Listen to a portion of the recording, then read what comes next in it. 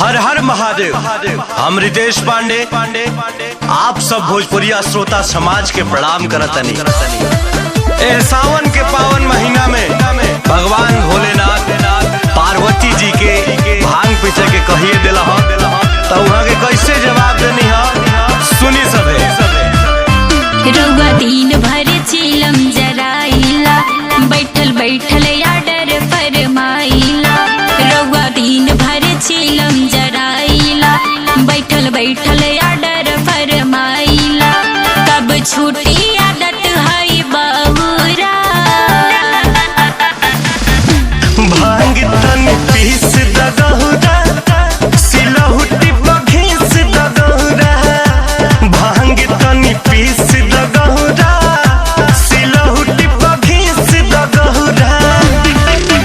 रउआ दिन भर चिलम जराइला, बैठल बैठल आर्डर फरमाइला।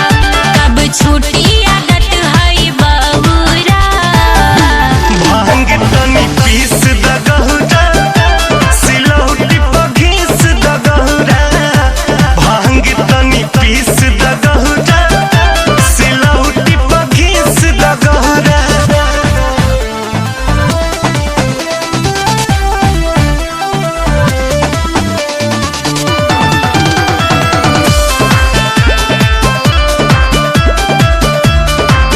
भांगिए हमूद मिठाई, ना हमसे भांग पिसाई।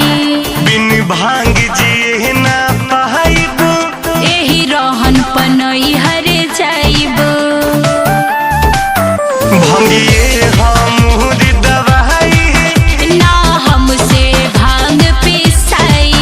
बिन भांग जिए ना पाइब। एही रहन पनई हर जाइब। रउआ भावे ना काहे कुछ औरा, भांग तन पीस दगहुरा, सिलहुटी बघीस दगहुरा। भांग तन पीस दगहुरा, सिलहुटी बघीस दगहुरा। बहुत ही अच्छा वर्णन आर पंकज भैया गईले बाड़न एह गीत के। संगीत देले बाड़े आशीष भैया, आ साथे गईले बाड़ी चांदनी सिंह जी। और रघुवर भैया के ऐसे ही प्यार दुलार बनल रहो। जय हो। सुनाए गणेश के मामी, अब पटरी नाही जमी। जनी माथा हमार सन कहनी, ढेर दिन बर्दाश्त मोकैनी। सुना